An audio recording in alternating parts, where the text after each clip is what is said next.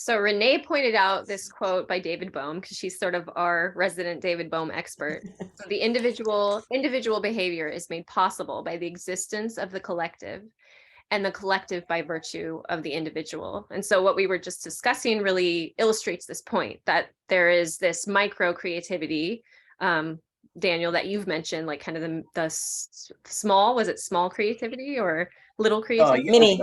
Mini C. Yeah. Okay. And then we have this macro creativity, like we were mentioning with the military. And so which of the four would that one be? Actually, I don't even think that would be in that. That would be a different, that would actually be a different type, because I think those 4 C's are about individuals. Gotcha. So actually, I didn't even think about that. So that would be a different type of creativity. Yeah. I think it would be like creative creativity, something like that. Yeah. So, yeah. Yeah, that's really interesting. And I kind of think I don't know if you can hear me. Yeah, go ahead. Can you hear me? Yep. Mm-hmm. Okay. Well, at the end of the TED Talk and at the end of my little tiny book and at the end of, everything, the whole point is that we as individuals do create society. And so without the individuals adhering to this behavior that the military, practices, this discipline, that they couldn't carry out the collective the collective behavior. And so when we see it in nature, which David Bohm saw in plasma, and which Lamarckian and the guy who wrote Biology of Belief saw in the cells, when we see it in our own body with the liver, the cells that make up the liver and the cells that I'm so non-scientific, but all of the cellular behavior that behaves within the context of the greater whole, and always does, and that when we go rogue as people on this planet, thinking that we can go rogue, that's where the danger comes in. And so starting with children and educating children, like through you educating teachers, and then those teachers educating children, and then parents getting on board. As you said earlier, 15-year-olds have a better grasp on the science behind creativity and like the scaffolding than you ever did at 15, because it's out there now. And we understand the components of it, and we understand what it means to our species and to our world. Right. And what you're saying about the going rogue thing, that's really coming up strong for me, because I see this trend towards embracing what I'd call really individualism more than creativity, with utilizing creativity, obviously. And so for me, that's a great thing, because it's like the starting point where everyone can be empowered with the idea that they're creative. But at the same time, if we're all sort of individual, let's say creativity, machines or whatever, but there's no higher purpose unifying that creativity, what is it that we're making? We're sort of manufacturing our identities constantly over and over.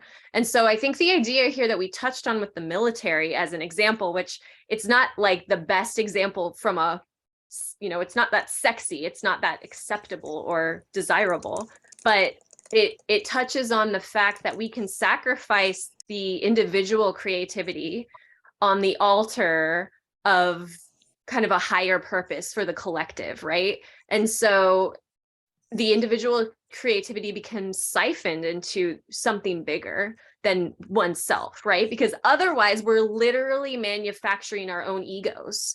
And all we really are is just this collection of impressions and memories and et cetera, that we're, now I have blue hair, now I have whatever, it's that is where I see it kind of going like the trend culturally. And yet it's beautiful to see, because people are waking up to the energy that they have, this creative energy that's innate to them. And I even teach about this in my Ayurveda courses. I teach Ayurvedic courses. So I teach people, don't disperse your energy. You want to build your energy and hold it within you for a higher purpose, right? So, we don't run around like our heads cut off, it's completely from macro to micro, it's like the truth of the matter is creativity is the force for all of it. I love that. It makes me cry. Thank you. Yeah, of course. See, go ahead. no, I just love it because we don't have the same circles. None, all three of us don't have the same circles, and Right. all three of us have found the same truth. It's just touches me. Yeah, There's it's really beautiful. a creativity conference every year at Southern Oregon University. It started about 5 years ago, and it is awesome because you can talk to anybody there and like they get creativity. So it's just like hundreds of people that understand creativity that are, like I said, they're doing it. Some of the academics weren't as creative as I'd hoped, but they understand creativity, like they're trying to share it. So yeah, that's amazing. Rene, field trip. and that's where I met Csikszentmihalyi. He was the keynote speaker there the first year. So Awesome. Well, Daniel and I are going to do a presentation together at the next one and go crazy, like just really shake up those academics. Awesome. I love it. I'll be in the audience. Yeah, it's awesome. I love it. I haven't been in a couple of years, but yeah, I like it. Well, that's a good time for us to kind of segue into our meditation. But is there anything else you want to share, Daniel, before we do that? The best, well, I heard this at actually that conference. Somebody said the best way to become more creative is to learn about creativity. And I mean, it makes sense because the best way to get better at anything. But when you learn about creativity, it's almost like it lifts that weight off your shoulders of all the things that have been like holding you back. So yeah, it's learning about it. Like you just become more compassionate. You become more comfortable with problem solving. You become more open to taking risks. I feel like you definitely have I have a higher purpose. I remember feeling that when I first started studying it, but yeah. I love you in touch with that. And we'll start with your Well, book. and What was I don't know. She's cutting out, but I said we'll start studying creativity using your book because it seems like of course Renee's way ahead of me, but Rene, you're totally frozen. So Here it is. Okay. Oh, yeah. That's perfect. I love that. That shot is perfect. Thank you, Rene.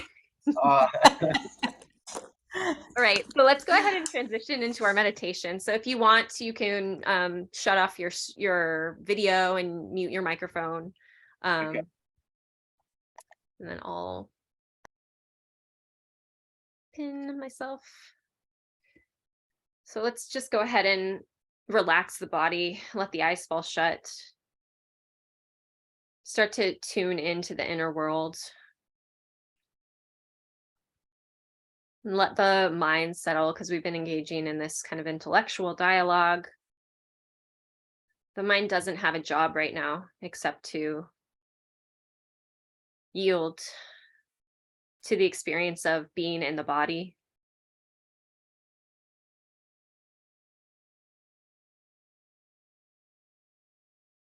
And so we can bring the attention to the breath,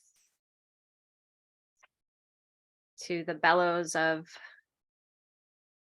our experience and our life. We can bring the attention to the sense of weight in the body, the sense of gravity.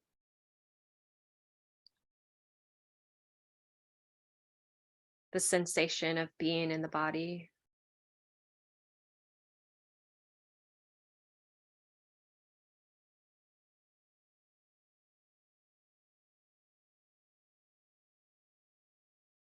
And the pulsation of aliveness that courses through the body. All the way from the head to the toes, the tips of the fingers. Not a single part of the body that isn't enlivened by energy, by the capacity for feeling and sensation. And let the mind become absorbed in this exploration and celebration of the body.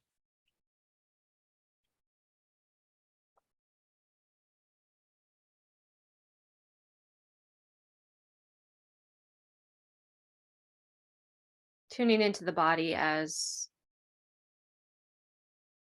the vessel for our creative spark.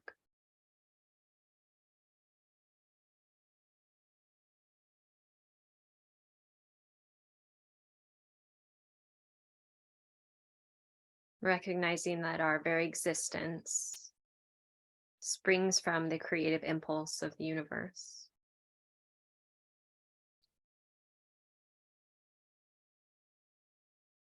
And that none of us would exist without it.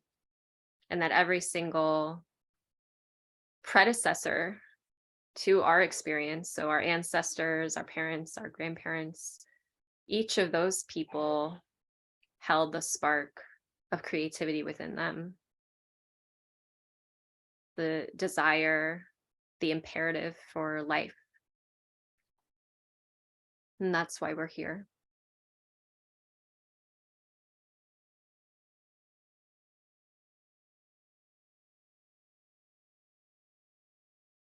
Feel the visceral wonder of that in the body, in the experience.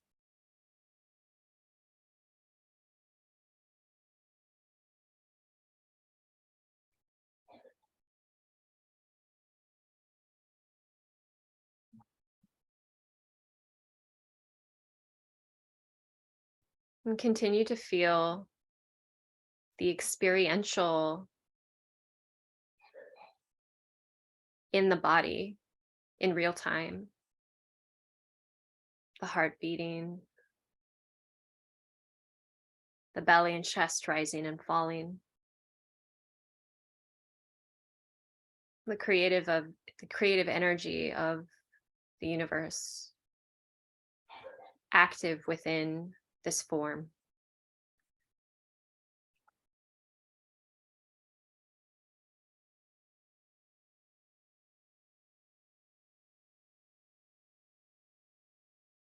Recognizing that it's ever present.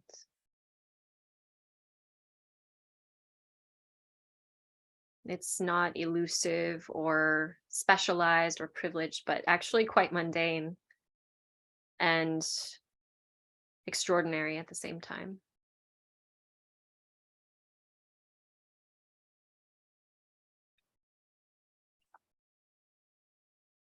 That every breath is a renewal of creative energy, and every exhalation is a release of the old, of the stagnant, to make space for that process to continue to cycle.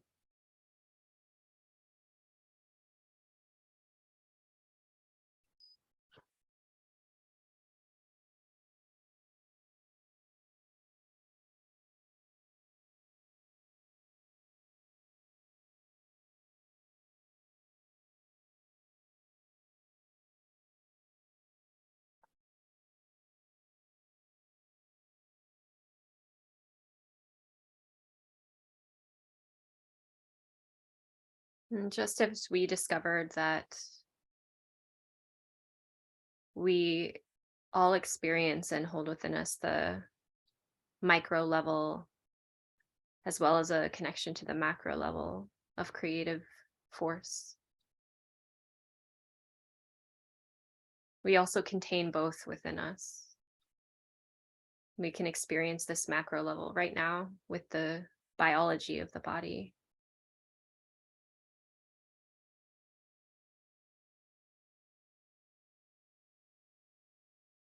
Before there is identity,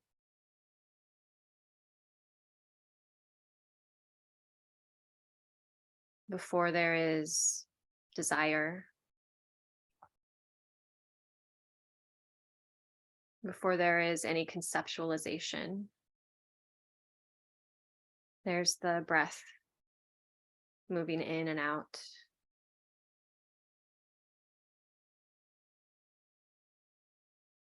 One of the most fundamental creative acts that we experience thousands of times every day.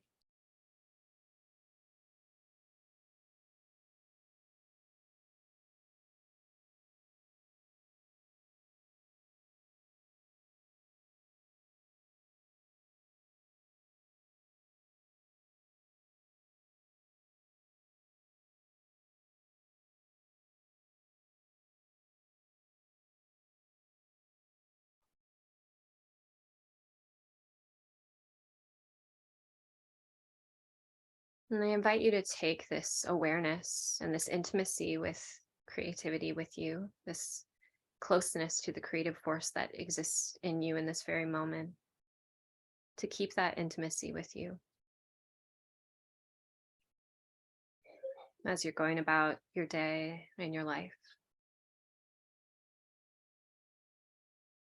returning to it again and again.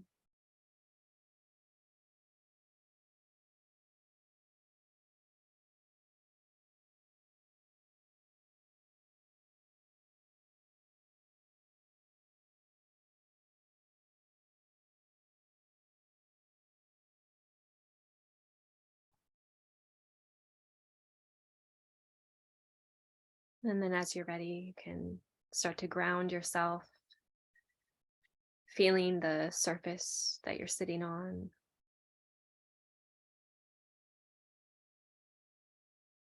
Feeling the air against your skin. And when you're ready, gently opening the eyes.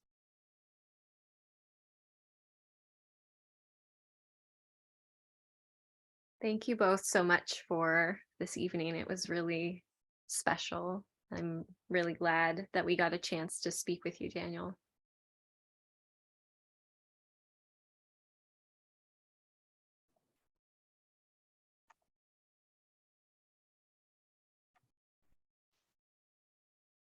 Awesome. Thanks for letting me be here, Crystal. My It was pleasure. awesome. Yeah, thanks, Rene. Looks like our internet isn't doing so well, but we can go ahead and close there unless Rene chimes in. It's like she's on mute. Yeah. All Okay. right. All right. Well, it was really good to chat with you. Thank you so much. Yeah, you as well. Hey, Rene. There she is. I don't know if you can hear me. This just gets me going, and it just excites me. I mean, just three people and their energies combined, it's just literally, it's transformative, life-changing. I loved your meditation. Thank you so much. I needed it. Good. Yeah, thanks. Glad. And goodbye. All right. Y'all have a good night. Take care.